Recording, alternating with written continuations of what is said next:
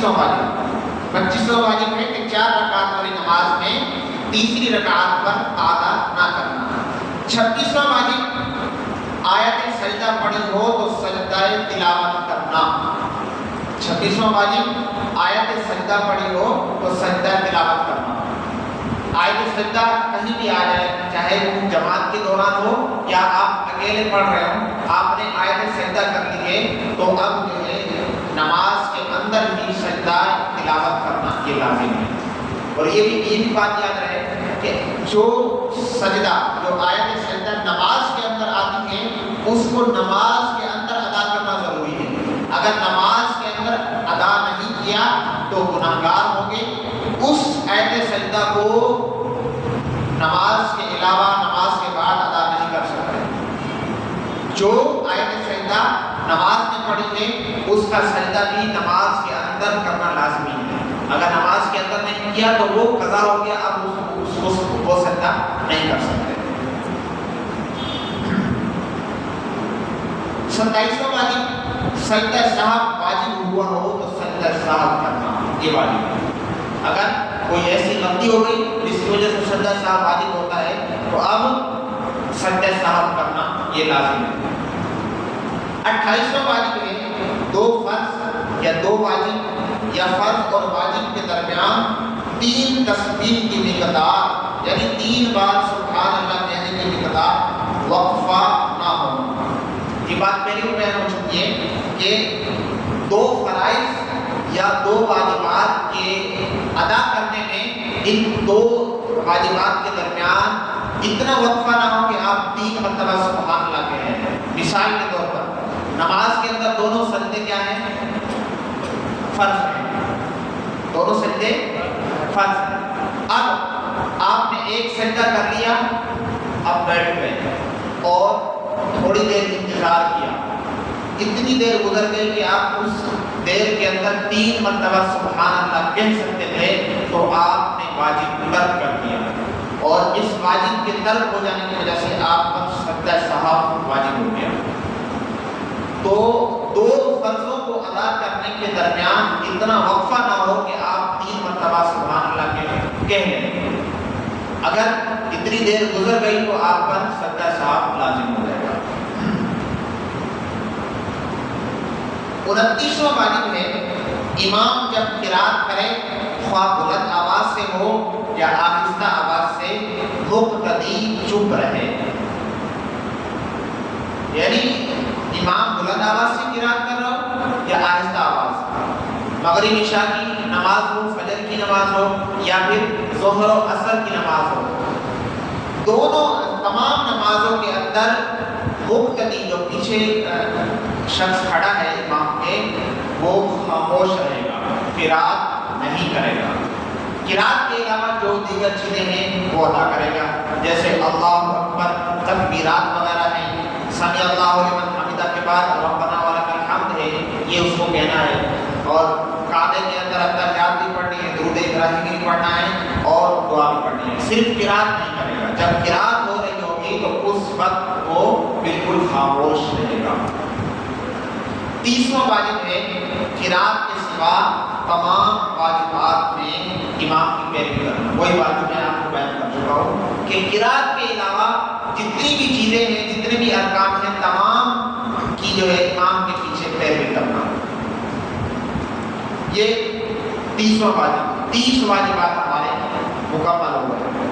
اب دیکھیں کہ یہ جو واجبات یا کوئی بھی چیزیں یہ اتنی ساری ہیں، یعنی 30 واجبات، اب سننے سے تو کسی کو یاد نہیں ہوئے، سیدھی بات ہے کہ پڑھنے سے مجھے بھی یاد نہیں ہوئے، لیکن بات کیا ہے کہ مسئلہ جب سمجھ میں آ جائے نا تو وہ یہاں سیو ہو جاتا ہے۔ تو زندگی میں کبھی بھی وہ چیز پیش آتی ہے، وہ مسئلہ پیش آتا ہے تو فوراً دماغ کام کرتا ہے اور کہتا ہے کہ یہ چیز واجب ہے، یہ چیز واجب ہے، اور اس کے چھوٹ جانے کی وجہ سے سجدہ صاحب واجب ہوتا ہے۔ تو اب آپ نے 30 کی 30 واجبات کی تفصیل سن لی ہے، اب کوشش کریں کہ ان کو جو ہے جیسے نماز آپ پڑھ رہے ہیں تو آپ اس وقت غور کرتے ہیں کہ یہ جو میں ادا کر رہا ہوں یہ کیا ہے، یہ فرض ہے یا واجب ہے۔ جب آپ نماز پڑھ رہے ہوں گے اور آپ اس وقت غور کر رہے پڑھیں گے تو انشاءاللہ آپ کو نماز کا مزہ بھی آئے گا اور یہ چیزیں انشاءاللہ ذہن نشین بھی ہو جائے گی، یاد بھی ہو جائے گی۔ یہ 30 واجبات ہمارے مکمل ہوئے۔ اب نماز کے مفسدات کہ کن چیزوں سے نماز ٹوٹ جاتی ہے۔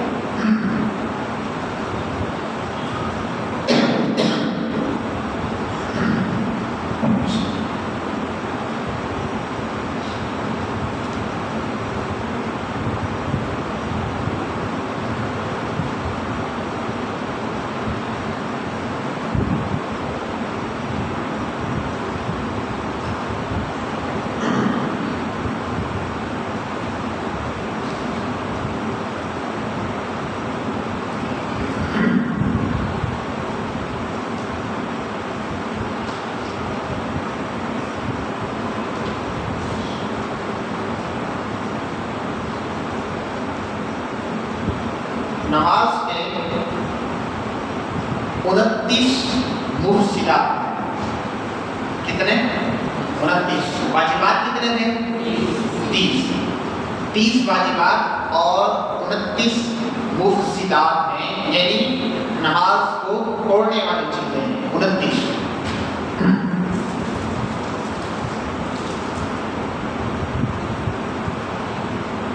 پہلا مفسد بات کرنا، نماز کے اندر بات کرنا، یہ نماز کو توڑ دیتا ہے۔ دوسرا، کسی کو سلام کرنا، نماز کے درمیان سلام کرنا، یہ نماز کو توڑ دیتا ہے۔ تیسرا، سلام کا جواب دینا، یہ بھی نماز کو توڑ دیتا ہے۔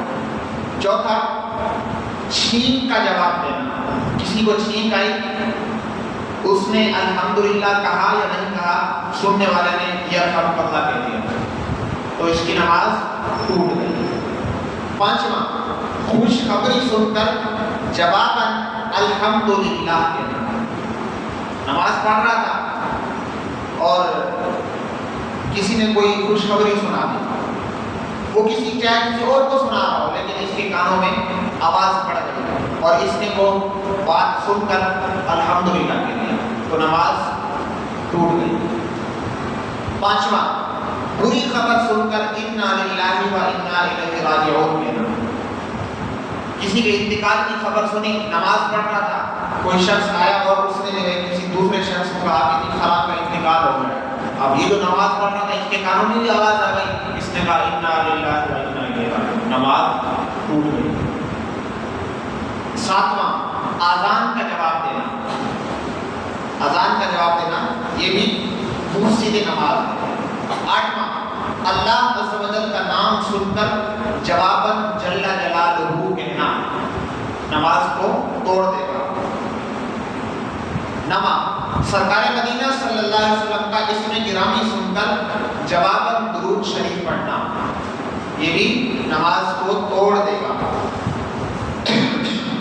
اگر جواب کی نیت سے نہ کہا تو نماز نہیں ٹوٹے گی، یعنی جواب کی نیت نہیں ہے تو نماز نہیں ٹوٹے گی۔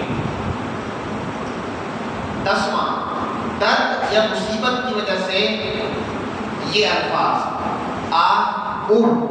نکلے یا آواز سے رونے میں حرف پیدا ہو گئے تو نماز ٹوٹ گئی۔ مصیبت کی وجہ سے جیسے بعض اوقات الفاظ نکلتے ہیں تو یہ نماز کو توڑ دیتے ہیں، یا رونے کی وجہ سے حرف پیدا ہو جائے تب بھی نماز ٹوٹ گئی۔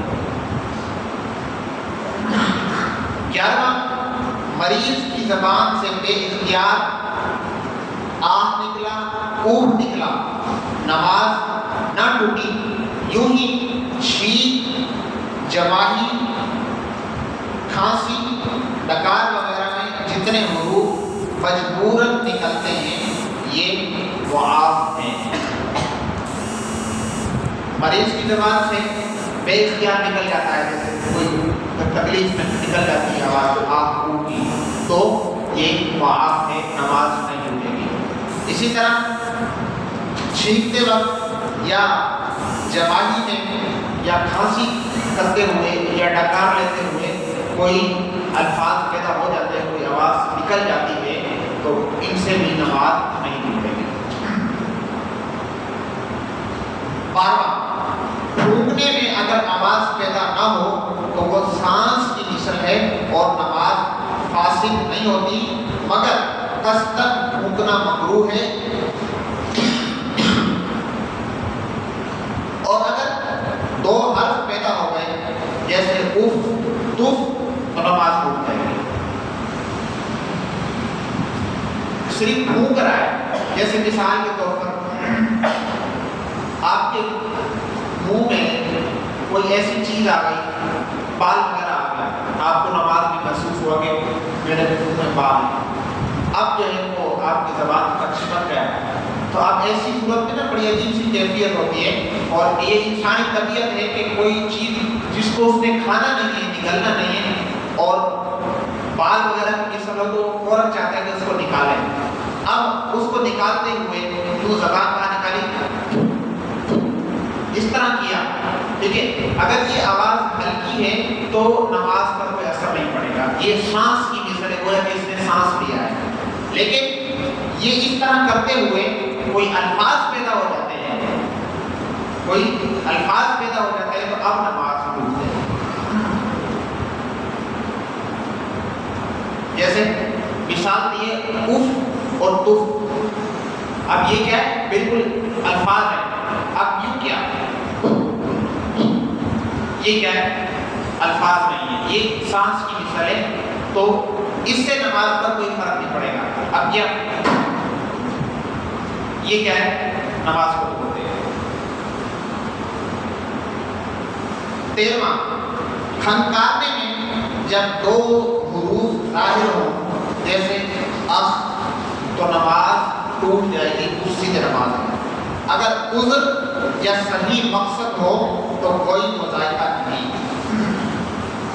14، مصحف شریف سے یا کسی کاغذ سے یا محراب وغیرہ میں لکھا ہوا دیکھ کر پڑھنا۔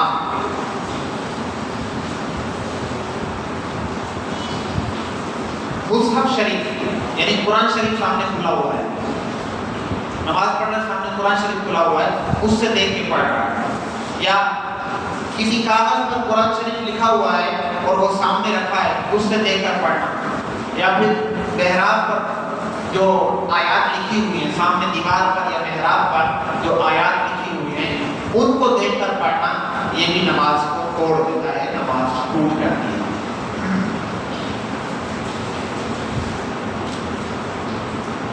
15، اسلامی کتاب یا اسلامی مضمون دوران نماز جان بوجھ کر دیکھنا اور ارادتاً سمجھنا مکروہ ہے۔ اسلامی کتاب یا اسلامی مضمون جان بوجھ کر دیکھنا اور ارادتاً سمجھنا یہ مکروہ ہے۔ سمجھنے سے کیا مراد ہے کہ آپ نے صرف اس کو دیکھا، پڑھا نہیں، تو جو آپ دیکھ رہے ہیں آپ کو سمجھ میں آ گیا، آپ کے دماغ نے فیصلہ کر لیا کہ یہ لکھا ہوا ہے۔ جیسے کوئی شرعی مسئلہ لکھا ہوا، جیسے رسول اللہ کے آخری نبی ہیں، یہ کیا ہے، اسلامی جملہ ہے، یہ لکھا ہوا تھا اور آپ نے اس کو جان بوجھ کر دیکھا اور آپ کے دماغ نے فیصلہ کر دیا کہ یہ لکھا ہوا ہے، پڑھا نہیں آپ کے دماغ نے فیصلہ کر دیا کہ یہ لکھا ہوا ہے، تو یہ ایسا کرنا مکروہ ہے۔ 16، عمل کثیر نماز کو فاسد کر دیتا ہے، جبکہ نہ نماز کے اعمال سے ہو نہ اصلاح نماز کے لیے کیا گیا ہو۔ عمل کثیر کیا ہوتا ہے؟ عمل کثیر کی تعریف یہ ہے کہ آپ نماز میں کھڑے ہوئے یا نماز میں بیٹھے ہوئے کوئی ایسا کام کریں، کوئی ایسا فعل کریں کہ کسی دوسرے دیکھنے والے کو یہ لگے کہ یہ نماز نہیں پڑھ رہا۔ مثال کے طور پر کوئی نماز پڑھتے ہوئے اپنا امامہ شریف اتارتا ہے اور یوں اس کو دیکھتا ہے اور پھر پہن لیتا ہے. تو یہ ایسا کام ہے کہ جو عمل کثیر کے اندر آتا ہے. اور میں اگر نماز کے اندر کھڑا ہوں اور نماز میں کھڑے کھڑے اپنا امامہ اتاروں اور اپنے بال صحیح کروں اور پھر امامہ پہن لوں، تو اب یہ کرتے ہوئے کوئی یہ سمجھے گا کہ نماز پڑھ رہا ہے؟ کوئی نہیں سمجھے گا. تو ایسا فعل کہ جس کو دیکھنے والا یہ سمجھے کہ یہ نماز نہیں پڑھ رہا، وہ عمل کثیر ہوتا ہے. اور ہر عمل کثیر نماز کو توڑ دیتا ہے، چاہے وہ کوئی بھی کام ہو. آپ نماز کے اندر مسواک کرنے لگ گئے، اب مسواک کرتے ہوئے کوئی یہ سمجھے گا کہ نماز پڑھ رہا ہے؟ کوئی نہیں سمجھے گا، تو نماز ٹوٹ جائے گی. نماز پڑھتے ہوئے آپ نے موبائل نکال دیا جیب سے اور ویسے دیکھ رہے ہیں، یہ دیکھ رہے کہ کس کی کال آ رہی ہے، تو نماز کو توڑ دے گا. اس لیے کہ موبائل جب آپ نے نکالا تو کوئی یہ نہیں سمجھے گا کہ آپ نماز کے اندر ہیں.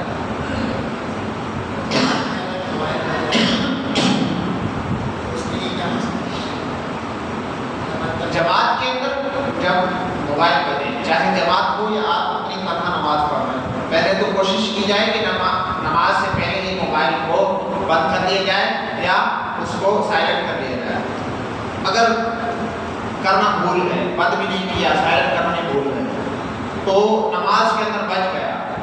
تو اب اس کے لیے یہ ہے کہ ایک ہاتھ سے اس کو بند کرنے کی کوشش کریں، کال کاٹنے کی کوشش کریں. اگر نہیں کٹتی کال تو موبائل کو نکالیں، اور اگر جماعت کے اندر ہے یا اکیلا نماز پڑھ رہا ہے، اکیلا نماز پڑھ رہا ہے اور کوئی دوسرا نہیں ہے، تو پھر تو اور ایسی ٹون بھی نہیں ہے کوئی گانے والی، کوئی ایسی خطرناک میوزک والی، تب تو وہ بجتا رہے. کوشش کریں کہ اس کو بند کر لیں. اگر نہیں بند ہوگا تو بجتا رہے، وہ اپنی نماز مکمل کرے. لیکن اگر جماعت کے اندر ہے تو پھر اس کو موبائل بند کرنے کے لیے اپنی نماز بھی توڑنی پڑے تو وہ نماز توڑے اور جائے اپنا موبائل بند کر کے پھر نماز دوبارہ نماز کے اندر شامل. یہ شرعی مسئلہ ہے کہ جماعت کے اندر کھڑا ہے اور موبائل بج رہا ہے اور بند نہیں ہو رہا، تو وہ اپنا موبائل نکالے، پیچھے چلا جائے یا وہیں کھڑا ہو کے موبائل کو بند کرے، پھر دوبارہ نماز شروع کرے.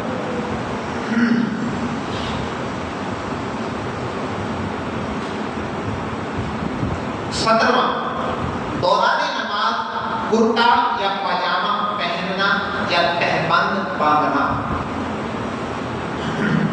18واں، دوران نماز ستر کھل جانا، جو انسان کے چھپانے کا حصہ ہے وہ کھل جائے، اس سے کپڑا ہٹ جائے، یہ بھی نماز کو توڑ دیتا ہے. اور یہ کب ہوگا کہ جب ستر کھل جائے اور اسی حالت میں ایک رکن ادا کرے یا 3 مرتبہ سبحان اللہ کہنے کی مقدار وقفہ گزر جائے، تب نماز ٹوٹ جائے گی. 19واں، معمولی سا کھانا پینا نگل لینا. معمولی سا کھانا پینا نگل لینا یہ بھی نماز کو توڑ دیتا ہے. 20واں، نماز شروع کرنے سے پہلے کوئی چیز دانتوں میں موجود تھی اور اسے نگل لیا. اب اگر وہ چنے کے برابر یا چنے سے زیادہ تھی تو نماز ٹوٹ گئی.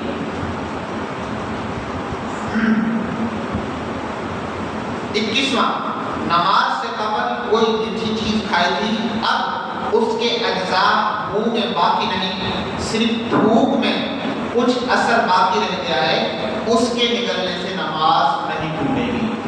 نماز سے پہلے کوئی چیز کھائی تھی، اب نماز پڑھنے لگا، اب اس کے ذرات تو منہ میں موجود نہیں ہیں لیکن اس کی مٹھاس جو ہے وہ منہ میں موجود ہے، وہ بار بار مٹھاس کی وجہ سے لعاب بن رہا ہے، اس کو جو ہے اگر نکل لیا ہے تو نماز نہیں ٹوٹے گی. 22واں، منہ میں شکر وغیرہ ہو کہ گھل کر حلق میں پہنچ گئی تب بھی نماز ٹوٹ گئی. 23واں، دانتوں سے خون نکلا اور دھوپ پر غالب ہوا تو نکلنے سے نماز ٹوٹ جائے گی. دانت سے خون نکلا، اب وہ خون اتنا ہو گیا کہ وہ دھوپ سے زیادہ ہو گیا، جو منہ میں تھوک کی مقدار ہے اس سے خون زیادہ ہو گیا تو اب جو ہے اس کو نکل لے گا تو نماز ٹوٹ جائے گی۔ اب خون یہ کیسے پتہ چلے گا کہ نہیں خون زیادہ ہے تھوک کم ہے؟ تو اس کا بتا رہے ہیں کہ خون کے زیادہ ہونے کی علامت یہ ہے کہ نکلتے وقت حلق میں خون کا ذائقہ اور خون کا مزہ محسوس ہو۔ جب ذائقہ محسوس ہو گیا خون کا تو اب مطلب یہ ہے کہ خون زیادہ ہے تھوک کم ہے، اب نماز ٹوٹ گئی۔ 24واں بلا عذر سینے کو سمت قبلہ سے 45 درجہ یا اس سے زیادہ پھیرنا۔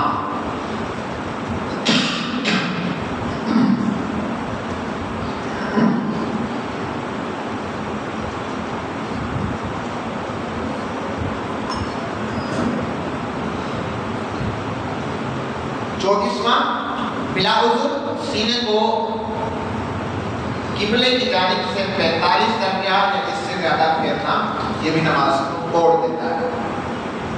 25واں سانپ بچھو کو مارنے کے لیے 3 قدم چلنا یا 3 ضرب سے زیادہ کی حاجت ہو تو نماز فاسد ہو جائے گی۔ نماز پڑھتے ہوئے کوئی اس طرح کا کوئی جانور آ جائے سانپ یا بچھو اور اس کو مارنے کے لیے اگر 3 قدم چلنا پڑے گا تو نماز ٹوٹ جائے گی، اگر 3 قدم سے کم چلے گا تو نماز نہیں ٹوٹے گی۔ یا پھر 3 ضرب مارنے کی حاجت ہوگی، 3 یا اس سے زیادہ ضرب مارنے کی حاجت ہوگی تب بھی نماز ٹوٹ جائے گی۔ خیر یہ تو اب ایک مسائل کا شاید سامنا نہ ہوتا ہو، لیکن یہ چونکہ پرانے دور میں کچی مساجد ہوا کرتی تھی تو اس میں مختلف قسم کی اس طرح کی بوزی جانور آ جایا کرتے ہیں۔ 26واں پیدل پہ 3 بال اکھیڑے یا 3 جوئیں ماری یا ایک ہی جو کو 3 بار مارا، نماز ٹوٹ گئی۔ آپ نماز کے اندر کھڑے ہوئے تھے اور یوں داڑھی سے کھیلنے لگے، داڑھی سے کھیلتے کھیلتے آپ نے 3 بار اکھیڑ دیے داڑھی کے، نماز ٹوٹ گئی۔ اسی طرح جو ہاتھ میں آ گئی نماز کے اندر اور 3 جوئیں جو ہے آپ نے مار دی نماز میں تو نماز ٹوٹ گئی۔ 27واں ایک رکن میں 3 بار جانے سے نماز ٹوٹ جاتی ہے، ایک رکن میں 3 بار جانے سے نماز ٹوٹ جاتی ہے۔ رکن سے مراد کیا ہے کہ جو قیام ہے یہ ایک رکن ہے، قیام یعنی جتنی دیر قرات ہو رہی ہے اور نمازی کھڑا ہوا ہے تو رکوع میں جانے سے پہلے یعنی نماز شروع کی اللہ اکبر، اب رکوع میں جانے سے پہلے یہ ایک رکن ہے اور اس ایک رکن کے اندر 3 مرتبہ بجا لیا جسم کے حصے پر تو نماز ٹوٹ جائے گی۔ یہ بہت اہم مسئلہ ہے اور اکثر لوگوں کو اس کا علم نہیں ہوتا، جی وہ نماز کے اندر کھڑے ہوئے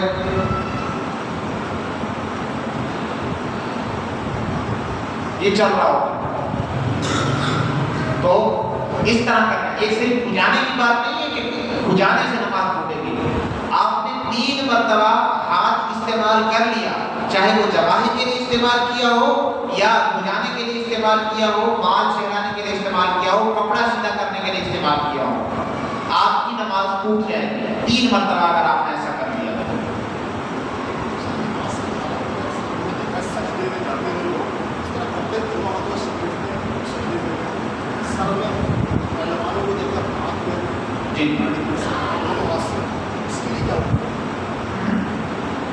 اس کے لیے حکم یہی ہے کہ جی اگر آپ کوئی اس طرح کا کام کر رہے ہیں، جیسے آپ داڑھی یوں سہلا رہے ہیں نماز کے اندر کھڑے ہوئے، تو اب آپ کو کوئی دیکھنے والا یہ تو نہیں سمجھے گا یہ نماز کے اندر ہے۔ ہاں اگر آپ ایک ہاتھ باندھا ہوا ہے دوسرے ہاتھ سے آپ داڑھی سہلا رہے ہیں، ٹھیک ہے، اور آپ کا پہلی مرتبہ داڑھی سہلانا ہے یا دوسری مرتبہ ہے، تیسری مرتبہ نہیں ہے، تو اب آپ کی نماز نہیں ٹوٹے گی ایک ہاتھ سے اگر آپ کر رہے ہیں، ٹھیک ہے، دونوں ہاتھوں سے آپ نے یوں داڑھی کو سہلانا شروع کر دیا یا سر کے بالوں کو سہلانا شروع کر دیا تو یہ عمل کثیر ہے اور عمل کثیر سے نماز ٹوٹ جاتی ہے۔ اسی طرح یہ جو کپڑے کو یوں فولڈ کر لیتے ہیں، کپڑے کو اٹھا لیتے ہیں، یہ بھی منع ہے، مکروہ ہے، یہ نہیں کرنا چاہیے، اس کا بیان آئے گا انشاءاللہ۔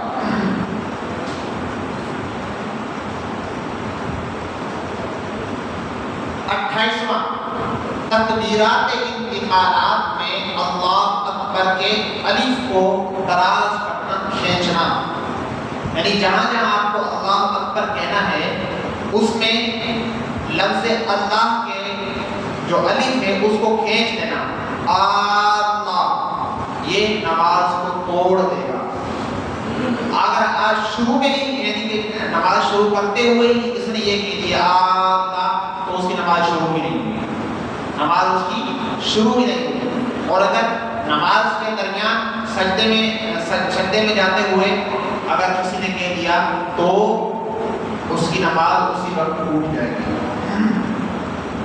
29واں قرات میں ایسی غلطی جس سے معنی فاسد ہو جائیں، معنی غلط ہو جائیں، یہ بھی نماز کو توڑ دیتا ہے۔ قرات کرتے ہوئے کوئی ایسی غلطی کر دینا، اس طرح پڑھ دینا کہ جس سے معنی فاسد ہو جائے، اس کا معنی ہی غلط ہو جائے، تو یہ نماز کو توڑ دیتا ہے۔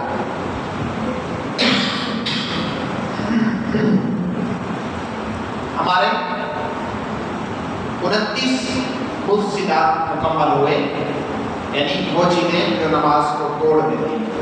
اب ان کی بھی یہی صورتحال ہے کہ جی ایک مرتبہ سننے سے آپ کو یہ یاد نہیں ہوگی۔ یاد ہونے کا مطلب یہ ہے کہ ابھی آپ سے پوچھا جائے کہ 29 واجبات سنا دیں تو کوئی بھی شاید نہیں سنا پائے، لیکن کم سے کم اتنا ہونا چاہیے کہ ان چیزوں میں سے، ان باتوں میں سے نماز میں آپ کو کوئی بات درپیش ہو، کوئی مسئلہ آپ کے سامنے آ جائے تو آپ کو پتہ چل جائے کہ اب میری نماز کا کیا حکم ہے، اتنا ہو۔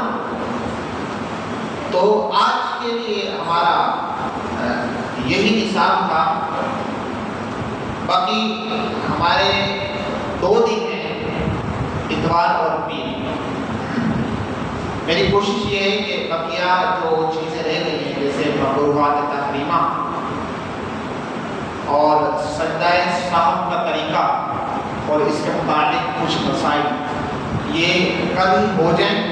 اس کے بعد پیر کو جو ہے ہماری مسائل کی باقاعدہ نشست نہ ہو بلکہ ہماری اختتامی محفل ہو، اختتامی محفل ہو۔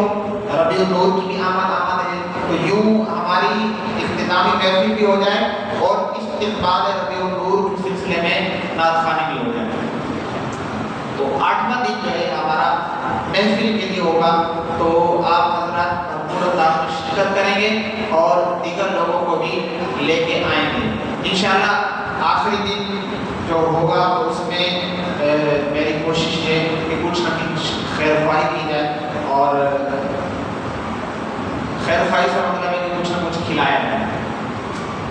اگر ممکن ہوا تو تحفے تحائف بھی انشاءاللہ دیں گے، کچھ اسلامی رسائل جس سے پڑھ کے کچھ نہ کچھ سیکھنے کو ملے، رسائل بھی تقسیم کریں گے، اور ممکن ہوا تو کچھ نہ کچھ خیر خواہی بھی کریں گے کہ آپ نے 8 دن ساتھ دیا تو آپ یوں سمجھیں کہ گویا کہ مہمان ہیں، تو کچھ نہ کچھ انشاءاللہ آپ کی خدمت کرنے کی بھی میں کوشش کروں گا۔